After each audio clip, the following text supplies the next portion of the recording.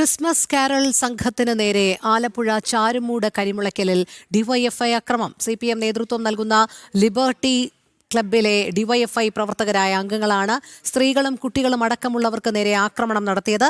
DYFI നേതാവ് ശ്യാം ലാലിന്റെ നേതൃത്വത്തിലായിരുന്നു ആക്രമണം. സുധീഷ് ഗോപാൽ ചേരുന്നു. സുധീഷ്, എന്താണ് സംഭവിച്ചത്?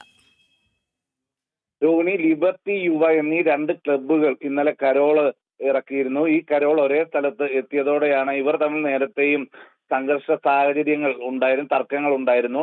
അത് ഇന്നലെ ഈ കരോൾ സംഘങ്ങൾ തമ്മിലുള്ള തർക്കത്തിലേക്ക് വഴിവെക്കുകയും അത് സംഘർഷത്തിലേക്ക് കലാശിക്കുകയുമായിരുന്നു. നിരവധി പേർക്ക് പരിക്ക് പറ്റിയിട്ടുണ്ട്. അതോടൊപ്പം തന്നെ രണ്ട് ക്ലബ്ബുകൾക്കുമെതിരെ പോലീസ് കേസെടുത്തിട്ടുണ്ട്. ഇതിൽ ലിബർട്ടി ക്ലബിലെ അംഗങ്ങൾ പൂർണ്ണമായും ഡിവൈഎഫ്ഐ CPM പ്രവർത്തകരാണ്. അവരുടെ നേതൃത്വത്തിലായിരുന്നു ആക്രമണം നടന്നത് എന്നതാണ് പരാതി. എന്നാൽ രണ്ട് ക്ലബ്ബുകളും പരസ്പരം പരാതി നൽകിയിട്ടുണ്ട്. രണ്ട് ക്ലബ്ബുകളിൽപ്പെട്ടവരായും 15ഓളം പേരെ ഇപ്പോൾ നൂർനാട് പോലീസ് കസ്റ്റഡിയിൽ എടുത്തിട്ടുണ്ട്. ഇവർക്കെതിരെ വധശ്രമ കേസിനടക്കമാണ് ഇപ്പോൾ കേസെടുത്തിട്ടുള്ളത്.